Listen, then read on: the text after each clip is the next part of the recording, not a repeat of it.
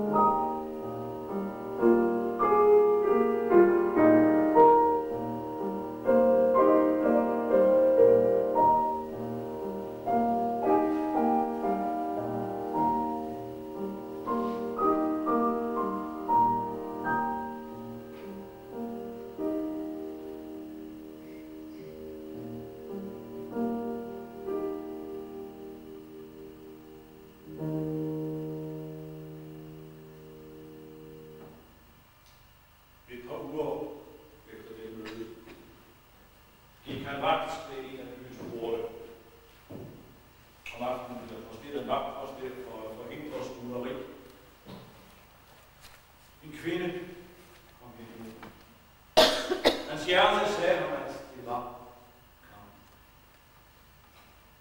Se så, min ven. Stadig vred på. Selvom jeg ikke vil, så må jeg jo elske dig. Der har været noget galt med mig, siden vi skiltes. De sluttede altså fred. Gik til den gamle sigøjnerske hus. Men Carmens humør skiftede lige så hurtigt som vejret og deres hjemme. De havde aftalt at mødes igen. Hun kom ikke. Aften efter aften ventede han hos den gamle. Pludselig en aften træder han jo fuldt af en løjtnant og regimentet. Han kunne ikke røre sig. Stod som forstikket. Løjtnanten blev rasende, da det gik. Greb ham i kraven. Han skulle så løs. De trak langt. Den gamle prøvede at holde sig tilbage. I samme angreb løjtnanten ramte ham med et slag i panden. Det var stedet af arm. Igen veg han tilbage. Med kåren rækte foran sig. Løjtnanten angriber igen. Jeg spidet! Rosé styrte ud på gaden. Han havde fornemmelse af, at nogen kom efter ham. Og han opdagede, at kampen ikke havde forladt ham. Hun fik ham til at tage uniformsjakken af. Gav ham en vand, som havde fundet over skjorten, forbandt såret i panden. Så sagde hun til ham, se så, min ven. Nu bliver du nødt til at tjene til dagen og regn. Hvis du er fornuftig, bliver du smugler. Rosé havde ofte hørt om smuglerne, der strejfede rundt i Andalusien, ridende og udsvøbte heste med kårer med den ene side og elskerinden med den anden. I ånden så han sig selv sådan mellem bjerge og dale. Jeg først har dig inde mellem bjergene. Så kan jeg være sikker. Så er der ingen løjtnant, der skal dele dig med, havde han sagt. Du skal ud. Forstår du da ikke, at jeg elsker dig, når jeg aldrig har taget penge af dig? Sagde hun svaret. Jeg hører ikke tale sådan, fik jeg lyst til at kvæle hende. For at gøre en lang historie kort, han fik en smugler. Deres bande bestod af 10 mand. Carmen var deres spion. Hun var venligere mod ham end nogensinde før. Naiv, som han var, troede han, at hun havde aflagt sine tidligere vaner. Livet som smugler forekommer bedre end livet som soldat. Han havde penge, en elskerinde, havde ingen samvittighedskvaler, og som sigøjnerne siger, så længe det morer en af flat, klør det ikke. Dette deres fælles liv varede ret længe. De gjorde i landvejsrådet et smugleri, et par måneder og alt godt imellem. Hun ikke engang, det var i Malaga, gav hun ham grund til nervøsitet. Hun havde kastet sine øjne på det kunne være. De havde voldsomt opgør. Ved du, havde hun sagt, jeg vil ikke finde mig i din bebrejelse. Jeg vil være fri. Fri. Men hun står det. Hvis du får ferie, så finder jeg bare